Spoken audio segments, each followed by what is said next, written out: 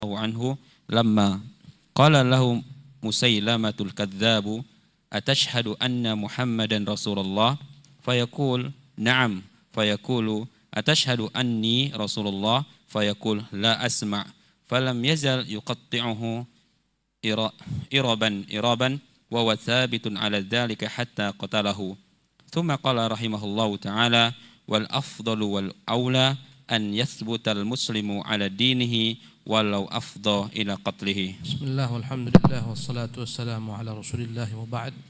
Ikhwatu fillah, kita masih dalam penjelasan bagaimana penderitaan kaum muslimin di kota Makkah di awal-awal keislaman mereka. Berkata Al-Hafidz Ibnu Katsir rahimahullah setelah menjelaskan kasus Ammar bin Yasir yang dia mengatakan kata-kata kufur karena terpaksa mencela Rasul, mencela Islam. Berkata Al-Hafidz Ibnu Katsir, telah sepakat para ulama bahwasanya boleh seseorang yang dipaksa atas kekufuran untuk mengikuti keinginan mereka demi menjaga jiwanya. Bagaimana kata Allah, illa man ukriha wa qalbuhu mutmainnun bil iman, kecuali orang yang terpaksa. Sepakat ulama bahwasanya boleh dia mengikuti keinginan mereka jika kondisinya darurat demi menjaga kelangsungan hidupnya. Namun dia juga boleh mengambil hukum azimah, tetap bersabar walaupun harus terbunuh, sebagaimana yang diperbuat Bilal yang enggan mengikuti apa yang mereka inginkan, dan mereka telah melakukan berbagai macam bentuk teror kepada Bilal. Mereka meletakkan batu besar di atas dada Bilal, diletakkan di tengah padang pasir dalam kondisi panas bersangatan. Mereka memerintahkan Bilal agar mengatakan kesyirikan, melafazkan kalimat syirik. Namun Bilal hanya mengatakan ahadun ahad, sehingga Bilal pun berkata kepada mereka, sekiranya aku tahu ada kalimat lain yang lebih dahsyat membuat kalian benci kepadaku, akan kukatakan. Bilal hanya mengatakan ahadun ahad, Tuhan itu satu, ahadun ahad. Kalau ada kalimat lain yang mewakili keinginanku yang lebih dahsyat daripada kalimat ini agar kalian lebih benci mendengarnya, akan kukatakan, kata Bilal. Radhiyallahu anhu warḍah. Maka tak mengapa jika dia memilih hukum azimah. Tadi hukum rukhsah adalah mengambil keringanan dengan mengikuti apa kemauannya. Allah berikan izin. Apabila seorang muslim mengambil hukum azimah tetap dengan keislamannya, keimanannya, apapun ceritanya, meski harus kematian datang menjemputnya, maka tak mengapa, sebagaimana kasus Bilal yang mengabaikan keinginan mereka, dan juga kasus sahabat Nabi Habib bin Zaid al-Ansari. Berkata Musailamah al-Kadzab, Habib bin Zaid al-Ansari ini ketika peristiwa peperangan antara Musailamah al-Kadzab dari Bani Hanifah dan pasukan Abu Bakar Siddiq, dia tertangkap. Musailamah mengaku sebagai nabi. Maka Abu Bakar perintahkan agar memerangi Musailamah al-Kadzab. Berangkatlah kaum muslimin dan kebanyakan mereka para qurra. Begitu kuatnya benteng Musailamah, begitu kuatnya loyal Bani Hanifah kepada Musailamah. Tertangkaplah sahabat Nabi Habib bin Zaid al-Ansari. Maka berkata kepadanya Musailamah al-Kadzab, sang nabi pendusta, atashhadu anna Muhammadan Rasulullah, apakah engkau bersaksi Muhammad itu Rasulullah? Dia mengatakan ya. Kemudian setelah itu berkata Musailamah, apakah engkau bersaksi aku Rasulullah? Dia mengatakan, mohon maaf aku tak bisa dengar apa yang kau katakan. Dalam riwayat lainnya, seolah-olah aku tuli tak dengar apa yang kau maksudkan. Artinya dia menolak persaksian Musailamah sebagai Rasul. Maka Musailamah mengancamnya akan memotongnya sepotong-sepotong, dan dia tetap istiqamah, dan akhirnya Musailamah menjalankan keinginannya. Musailamah memotong tubuhnya sepotong demi sepotong sampai akhirnya dia pun wafat. Ini adalah hukum azimah. Kemudian berkata Al-Hafidz Ibnu Katsir rahimahullah, yang lebih utama dalam kondisi macam ini adalah seorang muslim tetap tegar di atas keislamannya walau harus dengan menukar nyawanya. Begitulah kondisi orang-orang yang baru masuk Islam. Mu'allaf, baru masuk Islam di tengah-tengah kaumnya. Sebagian dipaksa untuk kembali kepada agamanya. Terpaksa dia kembali, kemudian dia lari, kemudian kembali masuk Islam. Ada sebagian orang demikian, dipaksa dibawa ke kampungnya, bahkan mungkin dinikahkan dengan orang musyrik. Terpaksa dia menikah. Setelah menikah tetap kerinduannya kepada Islam meronta-ronta. Akhirnya dia lari, cerai, lari, tinggalkan keluarganya, kembali kepada Islam, akhirnya menikah dengan laki-laki muslim dan seterusnya. Tak mengapa, kondisi terpaksa untuk menjaga kelangsungan hidupnya, sementara hatinya tentram dengan iman. Tapi andai kata dia bersabar, apapun risikonya Allah akan menolongnya. Kalaupun sampai pada tingkat dia harus terbunuh, wafat, matinya mati syahid, mati di atas kebaikan Islam. Dan inilah hukum azimah. Naam. Ahsanallahu ilaikum. Ta'dzibu Abi Fukaihah radhiyallahu anhu.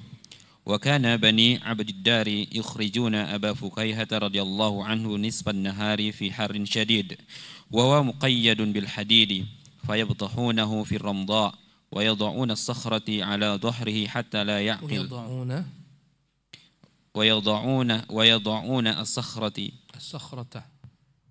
ويضعون الصخرة على ظهره حتى لا يعقل فلم يزل كذلك حتى هاجر إلى الحبشة في الهجرة الثانية. Demikian juga salah seorang sahabat Nabi bernama Abu Fukaihah radhiyallahu anhu ardah. Bani Abdiddar, tuan-tuannya mengeluarkan dia Abu Fukaihah ini ketika matahari telah panas, dalam keadaan diikat, diborgol dengan rantai besi, kemudian diletakkan di padang pasir. Tak sampai di situ saja, bahkan mereka mengambil batu besar diletakkan di atas punggungnya dalam keadaan dia tertelungkup sampai dia tak sadar karena dahsyatnya siksa. Dan mereka terus-menerus menyiksanya sampai akhirnya dia berhasil hijrah ke kota Habasyah, kali hijrah yang kedua. Inilah orang-orang yang lemah yang tak punya suku yang membelanya, tak punya kerabat yang membelanya. Dari kalangan budak, orang-orang miskin, adapun yang kuat-kuat mereka terhalang dengan sukunya, sebagaimana Nabi SAW tak berani dijamah oleh kaum kafirin karena Bani Hashim senantiasa bersama Nabi SAW. Sebagaimana juga pamannya Abu Talib, tak berani mereka menyentuh Nabi SAW.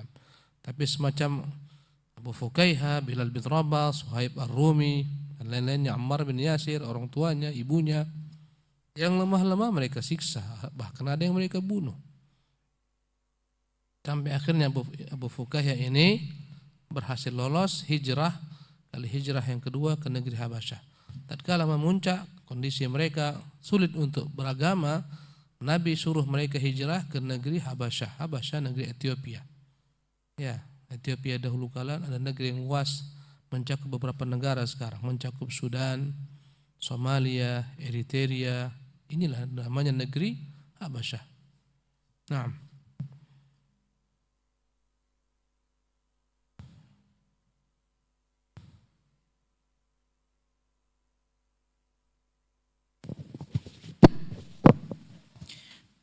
تعذيب خالد بن سعيد بن عاص رضي الله عنه.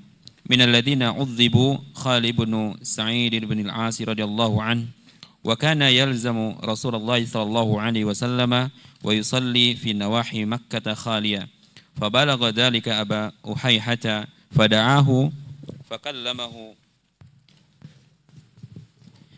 أن يدعمه عليه فقال خالد لا عاد دين محمد حتى أموت عليه فضربه أبو أحيحة بقراعة في يده حتى كسرها على رأسه ثم أمر به إلى الحبس وضيق عليه وأجعه وأعطشه حتى لقد مكث في حر مكة 3 ما يذوق ماء فرأى خالد فرجة فخرج فتغيب عن أبيه في نواحي مكة حتى هاجر إلى الحبشة في الهجرة الثانية. Demikian juga dengan sahabat Nabi yang namanya Khalid bin Sa'id ibn al-As. Dia senantiasa bermajlis bersama Rasulullah SAW dan dia sholat sendirian mencuri-curi kesempatan, mencari tempat yang kosong ya di ujung-ujung kota, di gang-gang dan semacamnya, dia pun sholat. Namun sampailah berita tentang keislamannya kepada Abu Uhayhah. Maka Abu Uhayhah memanggilnya dan berbicara kepadanya agar meninggalkan agamanya. Dia berkata, demi Allah, aku tak akan tinggalkan agama Muhammad sampai aku mati. Inilah kalau iman telah merasuki hati. Apapun cerita biarlah mati. Yang penting di atas agama Allah Tabaraka Ta'ala. Ya, ini mereka orang-orang yang mengetahui indahnya iman, indahnya menyembah Tuhan yang satu. Mereka tak akan tukar akidah dengan apapun juga. Kenapa ada orang Islam yang murtad? Jawabannya karena imannya itu tidak kokoh. Imannya tak kuat. Bagaikan pohon yang akarnya tak kokoh, begitu gampang dia digoyang. Ya, begitu gampang dia murtad hanya gara-gara asmara murtad. Banyak yang gara-gara asmara murtad iyadzan billah dari kalangan artis macam-macam. Karena tak belajar tentang iman, tentang Allah, Tuhan yang satu, Tuhan yang hak. Ya, gara-gara harta murtad. Ya. Maka akhirnya Abu Uhayhah memukulnya dengan perisainya yang ada di tangannya, dia pukulkan ya dengan sekeras-kerasnya ke atas kepala sahabat Nabi ini, ya, sampai akhirnya retak itu perisai.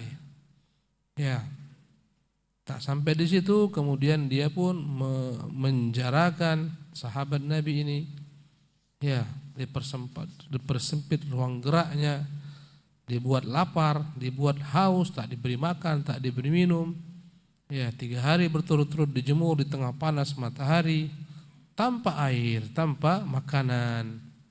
Tatkala Khalid ini melihat ada kesempatan lari, dia pun lari, kemudian hijrah ke negeri Habasyah kali yang kedua bersama rombongan kaum muslimin. Naam.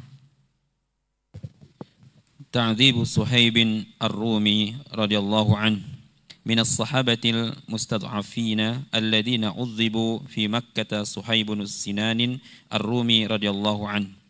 روى ابن سعد في طبقاته عن عروة بن الزبير أنه قال كان صهيب بن سنان من المستضعفين من المؤمنين الذين كانوا يعذبون في الله بمكة.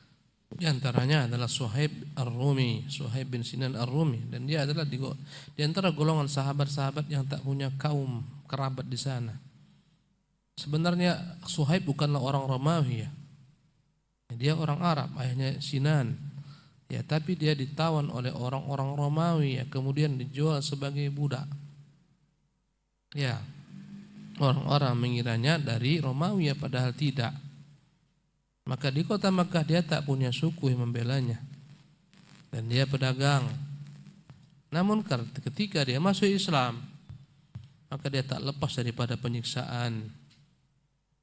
Ya, Ibnu Sa'ad dalam kitab Tabaqatnya meriwayatkan dari Urwah bin Zubair, berkata Urwah adalah Suhaib bin Sinan dari golongan orang-orang yang lemah, dari orang-orang beriman yang mereka disiksa fillah karena meluk agama Allah SWT di kota Makkah. Naam. Mihnatu Sa'd bin Abi Waqqas radhiyallahu anhu ma'a ummihi. Amma Sa'd bin Abi Waqqas radhiyallahu anhu fa inna ummahu halafat an la tukallimahu abadan hatta yakfura bidinihi wa qalat lahu za'amta anna Allah awsaka biwalidayk wa ana ummuka wa ana amuruka bihadha la tad'anna dinaka hadha aw la laula akulu wala ashrabu hatta amut aw la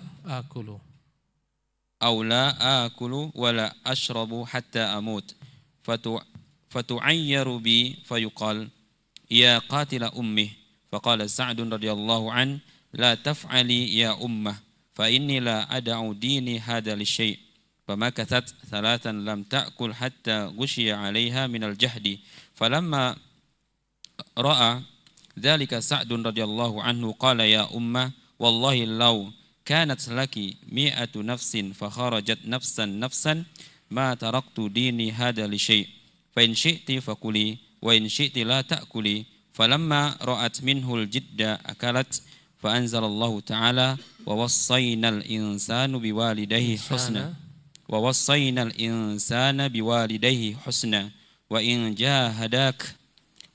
جاهداك لتشرك بي ما ليس لك به علم فلا تطعهما وقوله تعالى وصاحبهما في الدنيا معروفا. Ya, ujian Sa'ad bin Abi Waqqas yang diuji dengan ibunya, ya, berbagai macam halangan rintangan ketika orang ingin memeluk Islam. Ya, nanti setelah di Islam berbagai macam halangan rintangan seseorang ketika berhijrah kepada Allah. Ya, orang-orang yang belum dapat petunjuk, belum dapat hidayah sunnah. Setelah itu dapat hidayah sunnah. Ya, setelah itu akan datang halangan rintangan, ujian. Dan tak semua orang hijrahnya sukses. Sebagian orang sudah hijrah namun tak sanggup menghadapi halangan rintangan, akhirnya kembali ke belakang. Ya, macam-macam orang, ada artis sudah hijrah akhirnya tak sanggup pulang ke belakang. Subhanallah. Maka ini semua adalah halangan-halangan seseorang. Mau masuk Islam dihalang-halangi oleh syaitan. Nanti kau masuk Islam, kau dikucilkan. Ya, kau dilupakan oleh kaum kerabatmu, mungkin engkau dibunuh dan semacamnya. Maka Sa'ad bin Abi Waqqas, ibunya punya ibu yang mencintainya. Ketika Sa'ad masuk Islam, ibunya bersumpah tidak akan mau berbicara dengan Sa'ad selama-lamanya, sampai saat itu kembali murtad, meninggalkan agamanya. Berkata ibunya kepada Sa'ad, wahai Sa'ad, engkau mengaku Allah Tuhanmu itu memerintahkan engkau untuk berbakti kepada kedua orang tuamu. Ini aku ibumu. Aku memerintahkan engkau agar murtad, tinggalkan agamamu. Kalau kau tak tinggalkan agamamu ini, aku berjanji tidak akan makan, tak akan minum sampai aku mati. Diancam oleh ibunya. Dan Sa'ad begitu mencintai sang ibunya. Itu kata ibunya, mengancam, kalau kau tak kembali kepada agama lamamu, kau tinggalkan agama Muhammad itu, aku tak makan, tak minum sampai mati. Akhirnya ketika aku mati, engkau yakin pasti akan dicela oleh orang-orang. Mereka mengatakan, inilah anak pembunuh ibunya. Berkata Sa'ad bin Abi Waqqas, jangan lakukan wahai ibu. Sesungguhnya aku tak akan mungkin pun melakukan keinginannya. 3 hari 3 malam dia tak makan, tak minum sampai akhirnya pingsan, dehidrasi, hampir-hampir mati. Ya. Maka datanglah Sa'ad kepada ibunya berkata, ya ibu. Ya. Apa kata Sa'ad? Wahai ibu, demi Allah, andai kata ibu punya 100 nyawa, bukan 100, keluar satu demi satu memaksaku agar kau daripada agamaku, tak akan kutinggalkan agamaku ini, walau seluruh nyawa ibu yang 100 itu habis. Jika engkau mau makan silahkan, jika engkau tak mau makan, ya itu urusanmu, silahkan.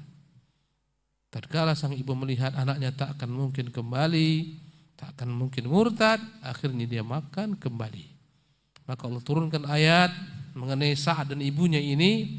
Ya, firman Allah Subhanahu wa taala dalam surat ya Al-Ankabut, wa wassaynal insana biwalidayhi husna. Kami telah perintahkan, wasiatkan kepada manusia agar berbakti kepada kedua ibunya, ibu bapanya. Wa in jahadaka, namun jika kedua-duanya memaksamu litusyrika bima laysa laka bi ilmun, agar engkau menyekutukan. Ini surat apa? Surat Luqman ya. Surat Al-Ankabut ayat yang ke-8.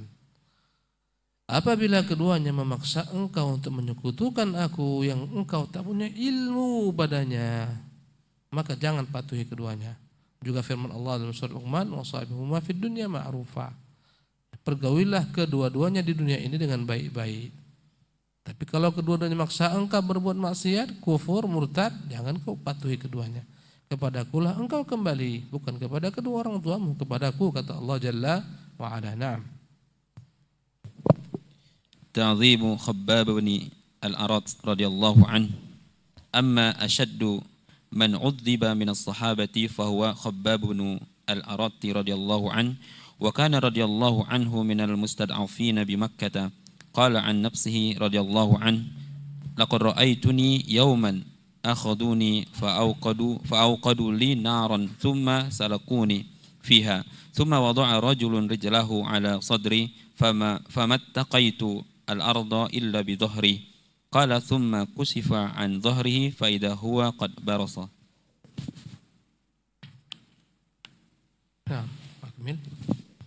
وفي رواية أنهم كانوا يوقدون له نارا فما يطفئها إلا ودك ظهره.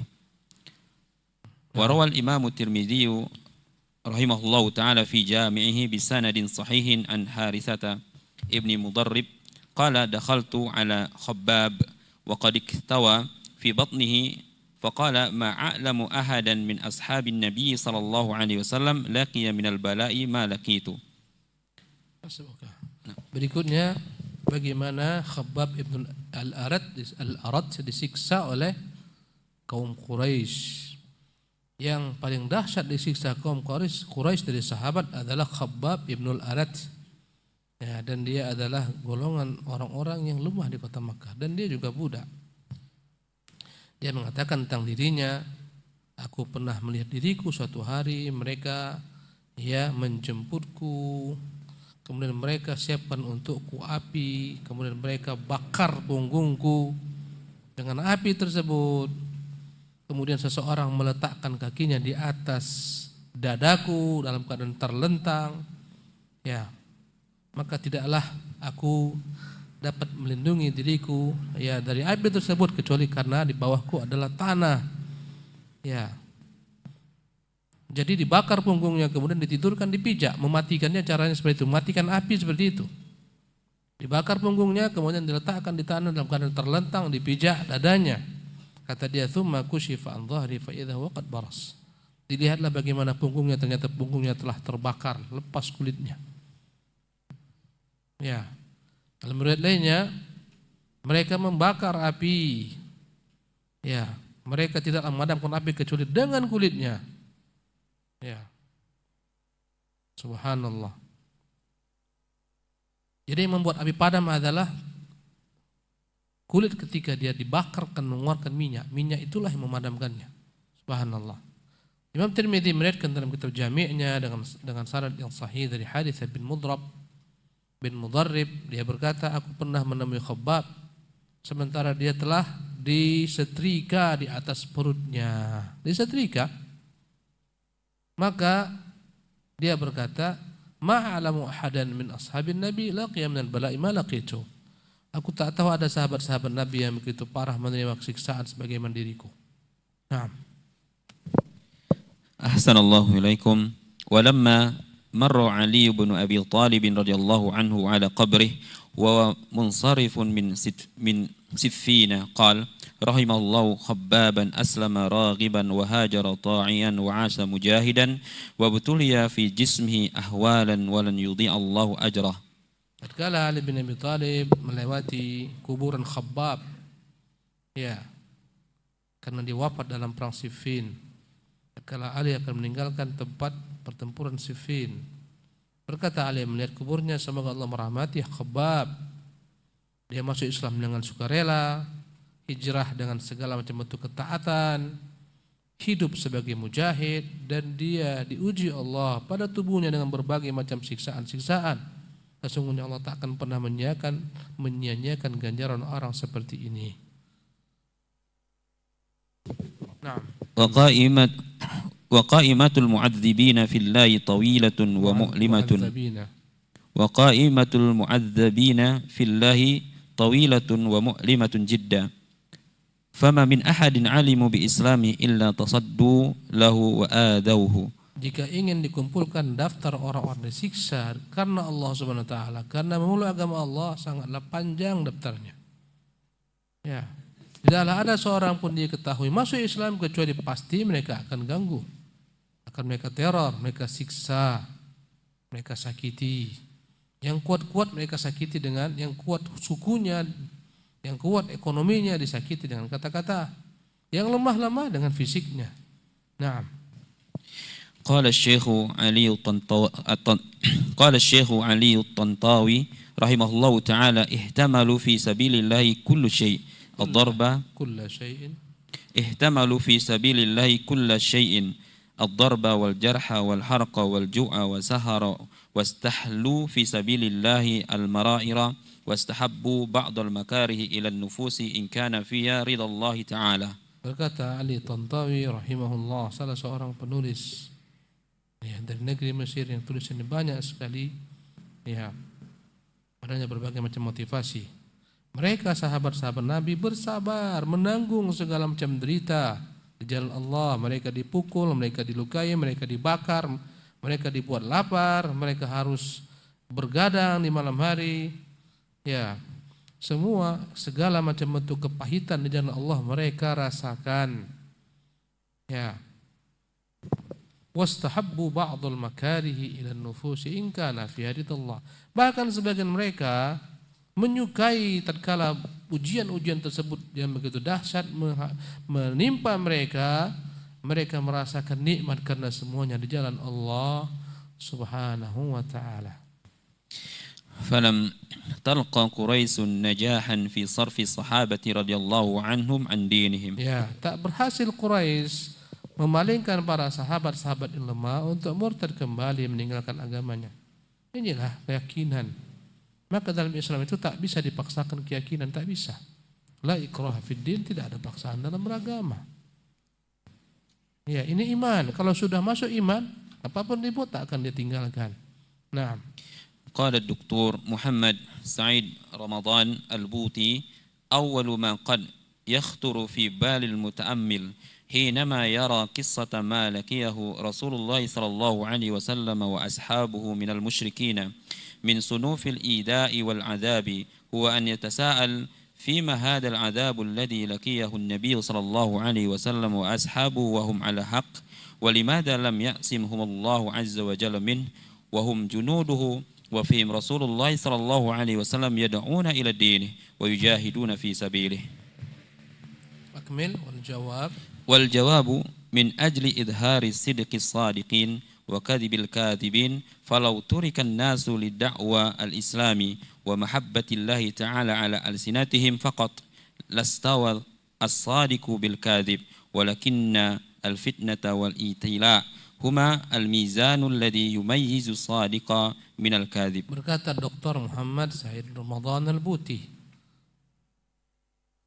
dalam diri seseorang yang memperhatikan sejarah ini, bagaimana mereka disiksa Rasulullah dan para sahabatnya oleh kaum musyrikin dengan berbagai macam bentuk siksaan, penderitaan, mungkin kan timbul pertanyaan di benaknya.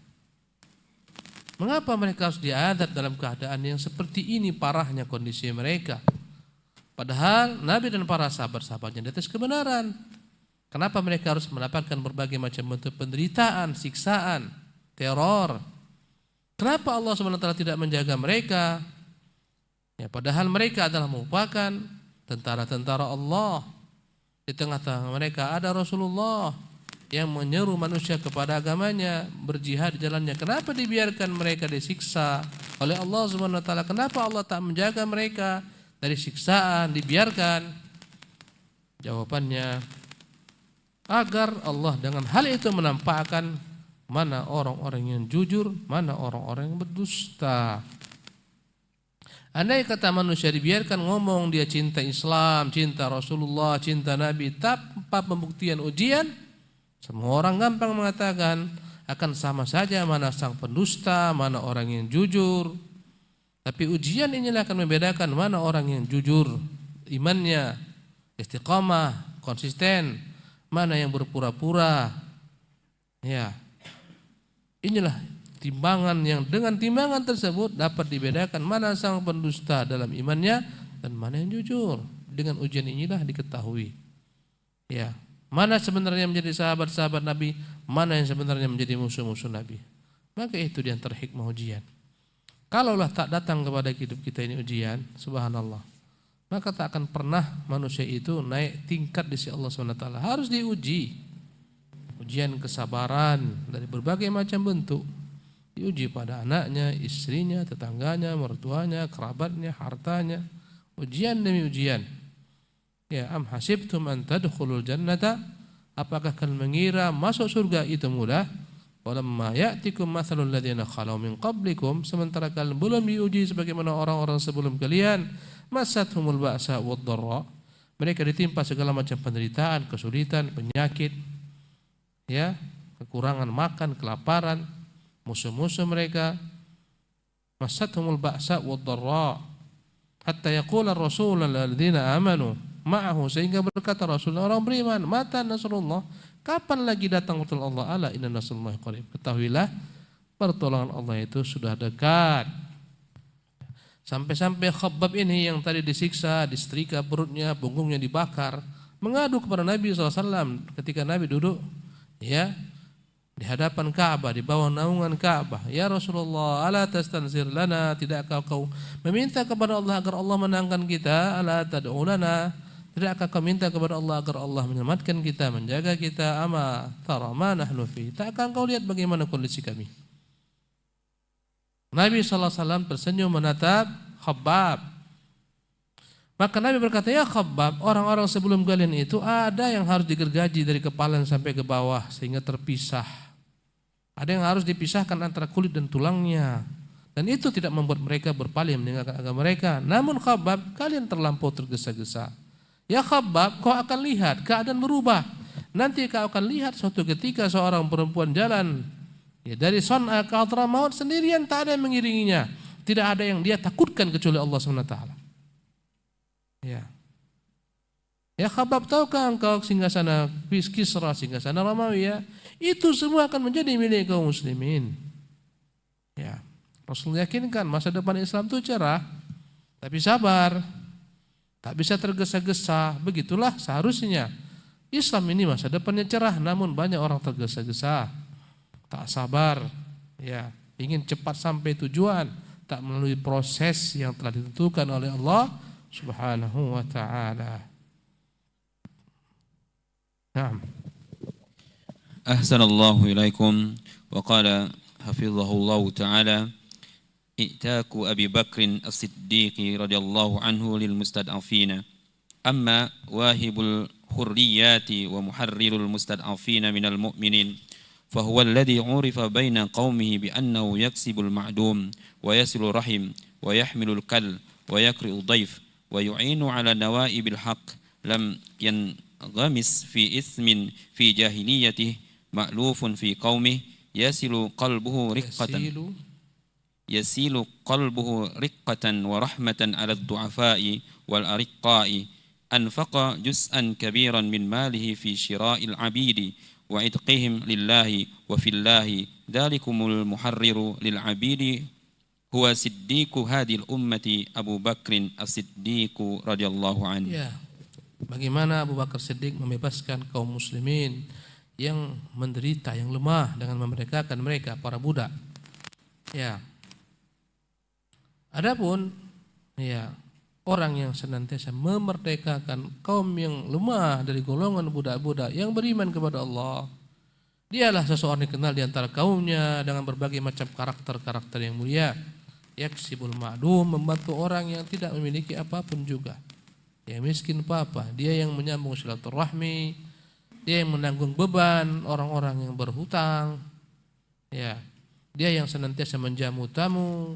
Dia senantiasa membantu manusia ketika datang kepada mereka berbagai macam ujian, penderitaan, kesulitan, kesempitan. Tak pernah tergelincir dalam genangan-genangan, kubangan-kubangan keburukan masa jahiliyah. Abu Bakar tak pernah menyembah berhala, tak pernah sujud berhala, tak pernah setetes meminum khamar ketika masa jahiliyahnya sebelum Islam. Ya, orang yang dicintai di tengah-tengah kaumnya, yang hatinya begitu lembutnya, dipenuhi dengan rahmat, kecintaan kepada orang-orang lemah, para budak-budak. Dia telah memerdekakan budak-budak, menebus mereka dengan sejumlah hartanya yang banyak. Ya, setelah dibeli, dibebaskan, semuanya hanya karena Allah. Dialah yang bernama Abu Bakar Siddiq, Siddiqu hadhil ummah. Ya, dialah yang paling jujur di antara umat ini keimanannya, dan dia yang tertinggi di antara umat ini imannya setelah Rasulullah SAW. Kalau andai kata kita mau menimbang manusia, maka yang paling tinggi tingkatannya adalah para nabi dan para rasul. Ya, di bawah mereka langsung Abu Bakar Siddiq radhiyallahu anhu arda. Di bawah para nabi dan rasul Abu Bakar Siddiq. Ya. Barulah umat Muhammad sallallahu alaihi wasallam. Yang terdepannya setelah Abu Bakar, Umar, Utsman. Yang 10 orang masuk surga, Muhajirin, Ansar. Setelah umat Muhammad ini dari para sahabat-sahabatnya yang as-sabiqun al-awwalun, barulah sahabat-sahabat para nabi-nabi. Paling tinggi Abu Bakar Siddiq. Andai kata seluruh iman sahabat ditimbang dalam satu timbangan, iman Abu Bakar ditimbang dalam timbangan lain, lebih berat iman Abu Bakar Siddiq. Masya Allah. Orang-orang mendustakan Nabi ketika dia diangkat mi'raj ke langit, dia membenarkan Nabi sallallahu alaihi wasallam. Orang-orang bakhil menahan hartanya, dia keluarkan semua hartanya untuk Nabi sallallahu alaihi wasallam. Naam. ومن هؤلاء الكرام الذين أعتقهم أبو بكر رضي الله عنه أولا بلال بن رباح رضي الله عنه فقد روى ابن إسحاق أن أبا بكر الصديق رضي الله عنه مر على أمية ابن خلف لعن الله وهو يعذب بلالا رضي الله عنه فقال له أبو بكر ألا تتق الله في هذا المسكين حتى متى؟ Di antara yang dibebaskan Abu Bakar adalah Bilal bin Rabah. Ibnu Ishaq dalam kitabnya sirahnya meriwayatkan bahwa Abu Bakar Siddiq ketika melewati tuannya Bilal, Umayyah bin Khalaf, menyiksa Bilal. Umayyah bin Khalaf la'anahullah, semoga Allah melaknatnya, yang mati oleh Bilal, dibunuh oleh Bilal pada peperangan Uhud. Ketika Abu Bakar melewati Bilal yang sedang disiksa oleh Umayyah bin Khalaf, maka Abu Bakar berkata kepada Umayyah, tidakkah kau takut kepada Allah, Umayyah, menyiksa orang miskin ini? Sampai kapan kau siksa dia? Naam. Qal anta alladhi afsadtahu فأنقذه مما ترى فقال أبو بكر رضي الله عنه أفعل عندي غلام أسود أجلد منه أقوى على دينك أؤتيكه به. Ya, berkata Umayyah bin Khalaf menjawab Abu Bakar Siddiq ketika mengatakan, sampai kapan kau siksa orang miskin ini? Dia berkata, engkau yang telah merusaknya, sekarang kau selamatkanlah dia. Ya, kau lihat bagaimana dia, selamatkan dia sekarang. Maka berkata Abu Bakar Siddiq, akan kulakukan. Aku punya seorang budak hitam yang sama denganmu agamanya, lebih kuat daripada Bilal di atas agamamu. Aku akan berikan dia kepadamu, bebaskan Bilal. Nah. Qala Umayyah qad qabiltu faqala Abu Bakr radhiyallahu an huwa lak fa'atahu Abu Bakr as-Siddiq radhiyallahu anhu gulamahu dzalika wa akhadha Bilalan radhiyallahu anhu fa'ataqahu. Maka Abu Bakar Siddiq menjemput budaknya, dia serahkan kepada Umayyah, kau ambil budakku ini, tukar, barter. Ya, kemudian lepaskan budak miskin ini. Maka dia pun membebaskan Bilal, kemudian memerdekakannya menjadi orang merdeka. Naam. Wa fi riwayatin ukhra fi Musnad Musaddad an Ma'mar bin Abi Hind qala kana Bilal radhiyallahu an li aitami Abi Jahl fa'adzabahu fab'atha Abu Bakr rajulan faqala lahu ishtari Bilalan fa'atiqhu. Dalam riwayat lainnya, dalam musnadnya Musaddad bin Musarhad dari Ma'mar bin Abi Hind, dia berkata, adalah Bilal, ya, milik salah seorang anak yatim, ya, yang adalah merupakan kerabat Abu Jahal. Ya. Kemudian maka Abu Jahal mengazabnya. Akhirnya Abu Bakar mengutus seseorang dan berkata kepadanya, belilah Bilal, bebaskan Bilal. Bilal pun dibeli kemudian dimerdekakan. Naam. Wa fi riwayat Ibni Abi Syaibah fi musannafihi bisanadin sahihin an Qais bin Abi Hazim qala ishtara Abu Bakr Bilalan bi 5 awaqin qalu law abaita illa uqiyatan labi'naka faqala radhiyallahu an law abaitum illa 100 uqiyatin la akhadtuhu. Dalam riwayat Ibnu Abi Syaibah dalam musannaf dengan sanad sahih dari Qais bin Abi Hazim, dia berkata Abu Bakar telah membeli Bilal dengan 5 uqiyah. Uqiyah mata uang perak, ya. 5 uqiyah. Maka mereka berkata, Andai kata engkau wahai Abu Bakar Siddiq memintanya dengan 1 uqiyah pun kami jual, ini tak ada harga bagi kami, ambil. Apa kata Abu Bakar Siddiq? Kalau kalian menahannya kecuali aku harus bayar 100 uqiyah, aku akan bayar. Subhanallah. Naam.